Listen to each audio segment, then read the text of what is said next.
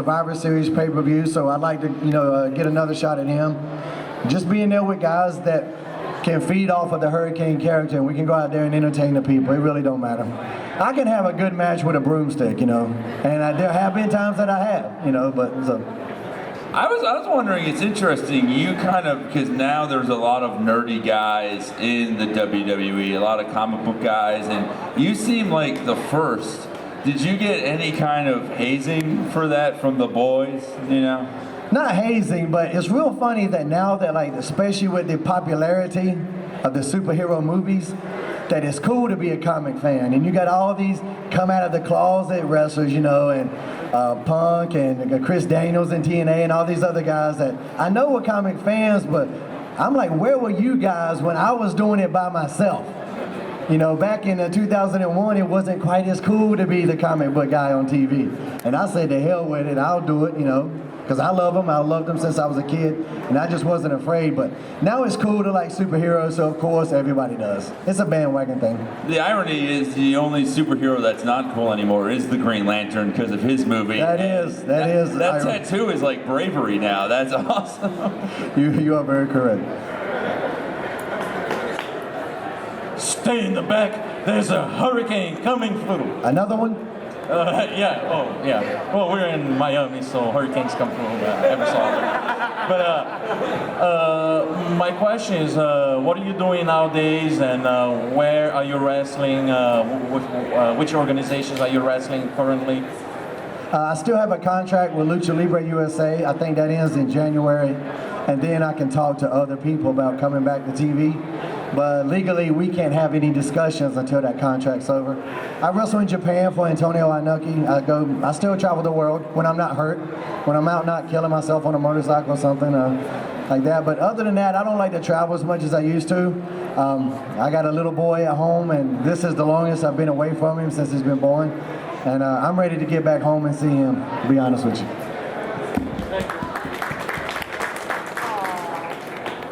What do you feel is the greatest moment in the history of the sport that you've accomplished so far for yourself and others around you? I don't know if it's one moment as far as for what I've done, but I think what I brought to the business was, if you look back, there were literally no masked American cruiserweights before me. And now there's like 10 on every show. So I think historically when we look back, that somebody, even if you didn't like me, you got to admit that the masked American cruiserweight happened because of Hurricane Helms. Does that mean you're responsible for Sin Cara? Masked American. The masked Mexican goes to Rey Mysterio. We blame that on Rey. How's it going? Great. I was wondering, by any chance, do you still remember any of the words to the 3 Count theme song? I helped to write the 3 Count theme By any song. chance, can I get a performance of that? No. Oh! If they had the music, I would sing along, but they don't. Somebody get on their phone. I'll get up there with you. If you've been at the 2 shows that we've done here in this ring, I've danced 2 nights in a row. If the crowd chants 3 Count at any show, and my woman, H2H waitress, stand up, give a little. Look what I won. I won that. I'm bigger than that. If the crowd chants 3 Count at my shows, I always dance. So, but I wasn't the singer. I was the rapper. If you listen to the song, I was the. 3 count, 3 count, 3 count, 3 count, 3 count, 3 count, 3 count, 3 count, 3 count. Ready for this? Get it going one more time. 3 count, 3 count, 3 count, 3 count, 3 count, 3 count, 3 count, 3 count.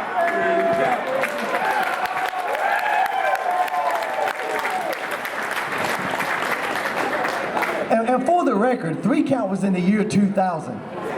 That's how long ago that was, and people still remember that. So thank you for remembering that.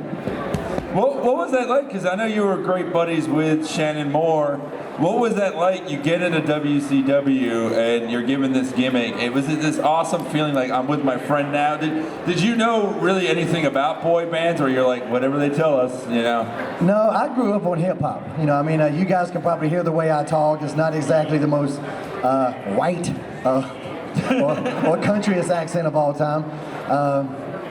My woman to tell you, I grew up in a trailer park where we were the only white family. I never saw like other white people until I went to school. I would see them on TV, so I knew they existed. But no, so I grew up on hip hop. That was my thing, and I never really thought I was going to be a superhero either on wrestling. So I never thought I would definitely be in a boy band. But me, Shannon Moore, and two other guys, Christian York, who was recently in TNA, and a guy named Joey Matthews, who in WWE was Joey Mercury with Eminem, with Johnny Morrison and Melina. So anyway, the four of us had did a gimmick in Nashville, Tennessee, called the Bad Street Boys. Bad Street as in the Freebirds, but still four pretty little boys, and Nashville ate it up, so we did it. And when we got to WCW, me and Shannon got a tryout match, and basically, and it doesn't ever happen like this, but basically we got hired off this tryout match. And Jimmy Hart loved us, and he knew this Evan Courageous kid, and Jimmy kind of goes, well, we got this kid, he's got a great look, but you guys are going to be the wrestlers. And he's basically trying to tell us, hey, this other kid ain't that good, but he looks like $1 million. And so he presented the idea, and we were just, we were so eager to do whatever, get our foot in the door. And that's what it is in this business sometimes, in entertainment anyway. You'll see some of the best actors in the world, and you go through their resume, at some point they were in a dumbass commercial or, something that they really wasn't an Academy Award-winning performance. But when I talked to Shannon, we were doing it, I was like, man, we got to go all the way. If we're going to do this, we got to do it as best we can. So we went to Hot Topic or, Gadzooks at the time. If y'all remember Gadzooks, that was the store. And we bought the Jinkos and all that crazy stuff we wore, and the necklaces, the little metal ball necklaces, and we just tried to be the boy band. We wanted the girls to love us and the guys to hate us, and that's pretty much what happened. How are you doing? Good. I was wondering if I could ask you 3 questions. You may. All right. Forgive me if you've been asked this before. Probably you have. What do you like playing more, a face or a heel? Actually, I was just asked that just now. Really? Just a few minutes ago. I just came in. I don't have a preference. The Hurricane was a lot of fun, but it's also a lot of fun to be the bad guy sometimes. If you can really get them going. I had an incident in Jonesboro, Arkansas, and I'm Gregory Helms, and like legit wrestling, I won 22 gold medals. That's not something as the Hurricane that we ever presented because it wasn't needed.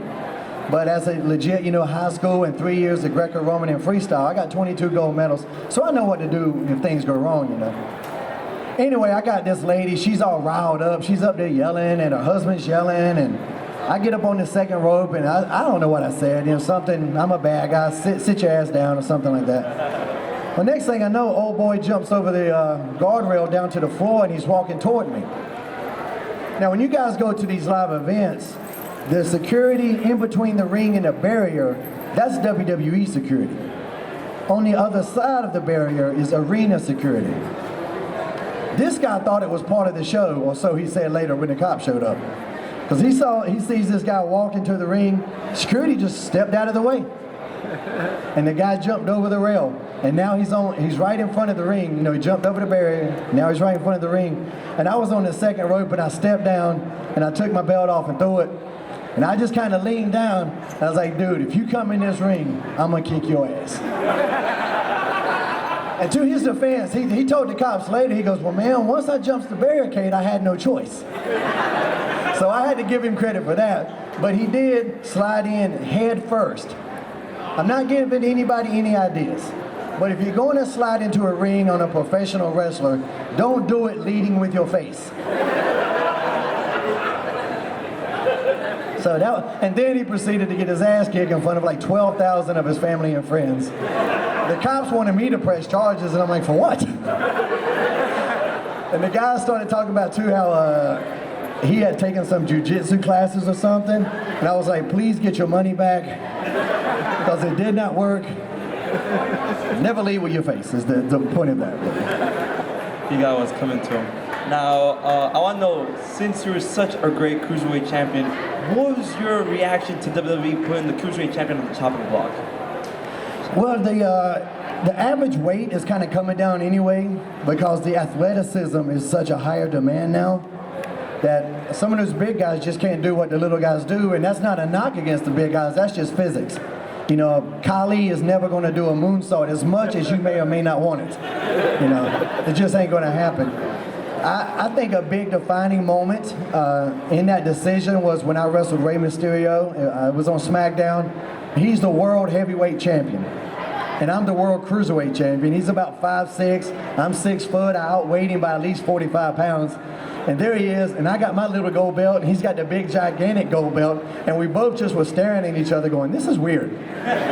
Something is off here. I don't know what it is, but I think when you got cruiserweights winning a heavyweight title, I think if you're going to have a division like that, they don't need to overlap. Let the cruiserweights do their thing, and let them steal the show, and let the heavyweights do their thing, and let them try to follow it. And that's how I think it worked. When it popped in WCW, that's what made it pop. Was they let the cruiserweights do their thing, and then the NWO went and did their thing, and it was two like totally different worlds, and it worked like magic. All right, last question. In all respect to Rey Mysterio, how does it feel to be the greatest cruiserweight champion of all time?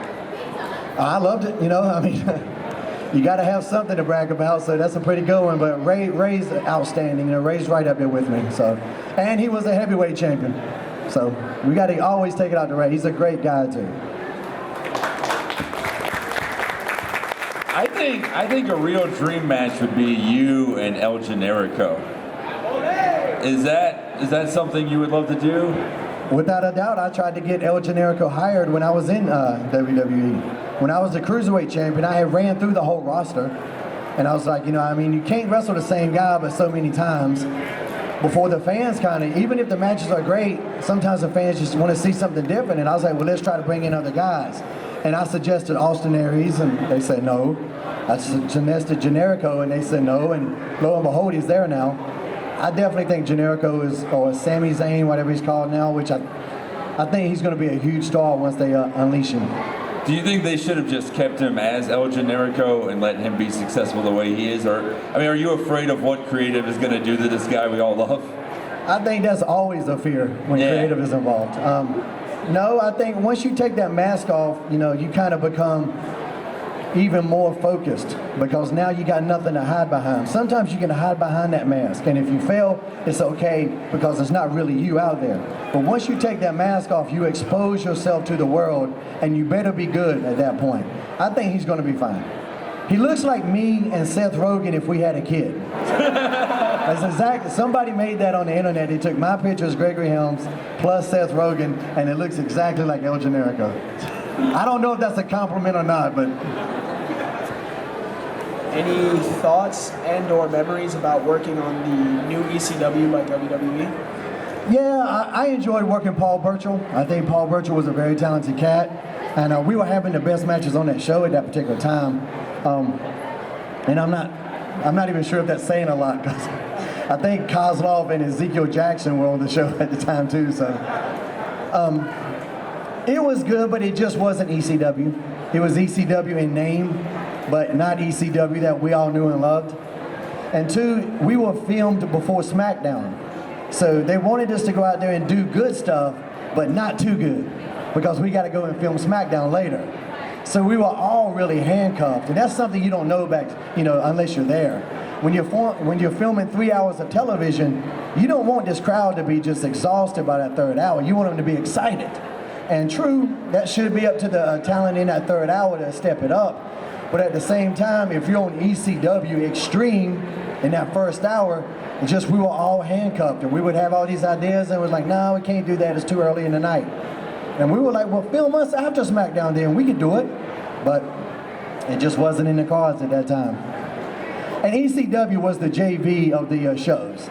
And I'm not a JV guy. I want to be on varsity. I don't care if I'm the punter or the kicker. I don't want to be on JV, you know.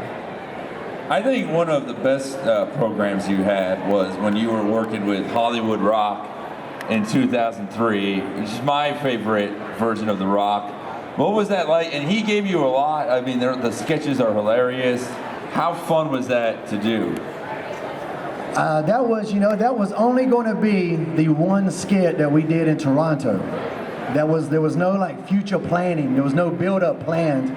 We did this one backstage skit where he first called me the Hamburglar, which people still bring up 12 years later.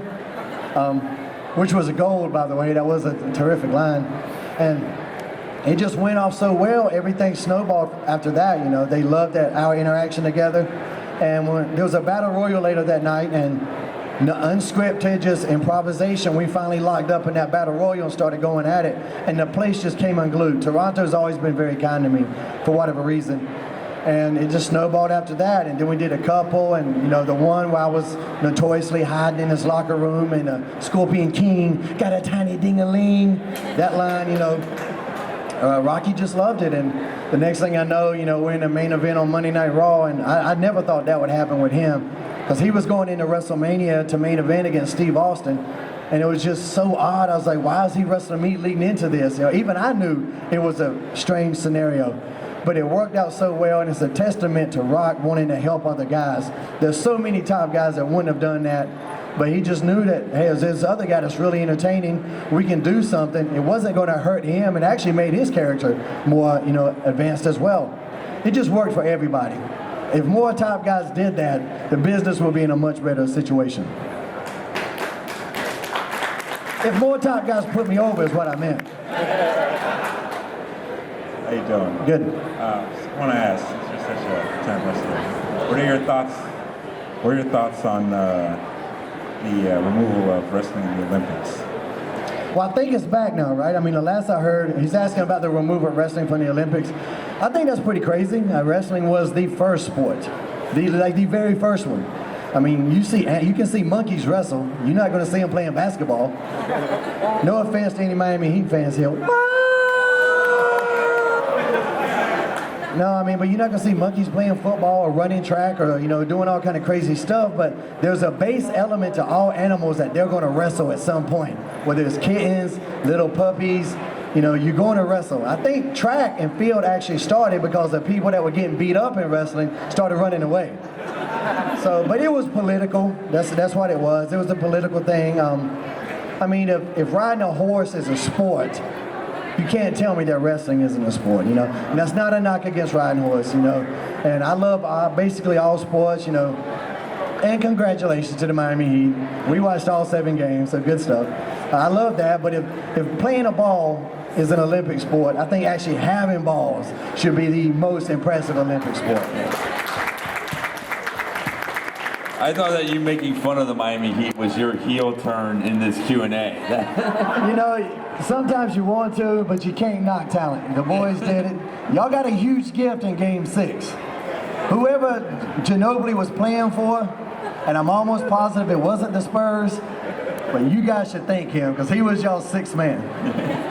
I want to know, can we talk about comic books for a second? Without a doubt. This Comic Con, Super Con. Yeah. You're a big Green Lantern guy. If you had the ring, what would be the coolest construct that you can make with that ring?